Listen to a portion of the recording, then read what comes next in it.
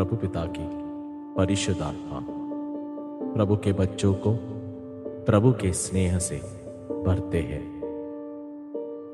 आशा व्यर्थ नहीं होती, क्योंकि प्रभु ने हमें परिशुद्ध आत्मा प्रदान किया है और उनके द्वारा प्रभु पिता का स्नेह ही हमारे हृदय में उंडेला गया है।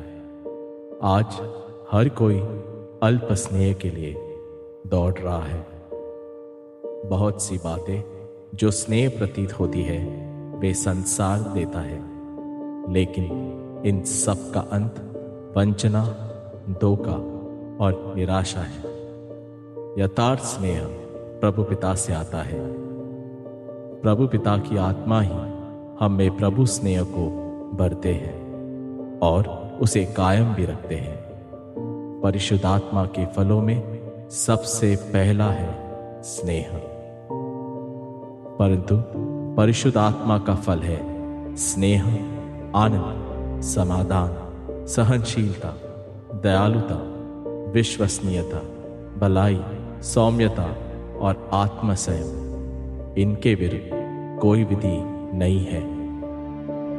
यथार्थ स्नेह को पहचानना आज संसार के लिए, चर्चों के लिए और चर्च के अधिकारियों के लिए मुमकिन नहीं है।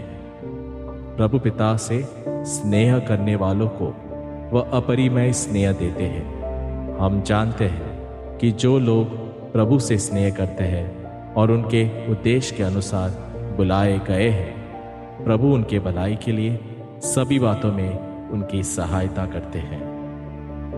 यह स्नेह की समृद्धि हमें परिशुद्ध आत्मा द्वारा भरी जाती है।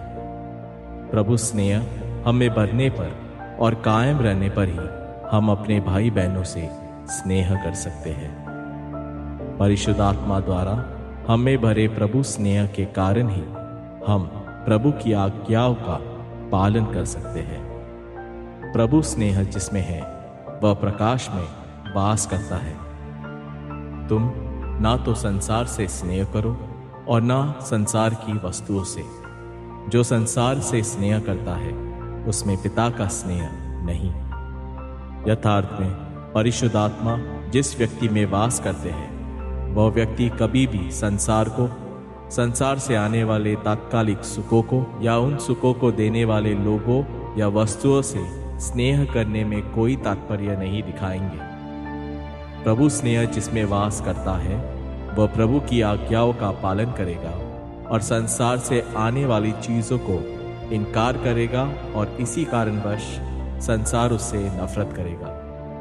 देखो, पिता ने हमसे कितना स्नेह किया है। हम पिता की संतान कहलाते हैं और हम वास्तव में वही है। संसार हमें नहीं जानता क्योंकि उसने पिता को नहीं जाना है। प्रियजनों, अब हम प्रभु की संतान हैं। परिशुद्ध आत्मा के सानिध्य में जो प्रभु स्नेह से भरे हैं, केवल वही प्रभु के बच्चों को और शैतान के बच्चों को पहचान सकते हैं और प्रभु के बच्चों से स्नेह कर सकते हैं। प्रियजनों, प्रत्येक आत्मा पर विश्वास मत करो। आत्माओं की परीक्षा कर देखो कि वह प्रभु की ओर से है या नहीं, क्योंकि बहुत से झूठे प्रवाचक संसार में आए हैं, किंतु हम पिता के हैं और जो पिता को जानता है वह हमारी सुनता है। जो पिता का नहीं है वह हमारी बात सुनना नहीं चाहता। हम इस प्रकार सत्य की आत्मा और असत्य की आत्मा को जान सकते हैं। इसलिए आप लोग संसार के स्नेह के पीछे जाकर परिशुद्ध आत्मा को वेदना न पहुंचाओ। परिशुद्ध आत्मा से भरने के लिए देखना जारी रखें।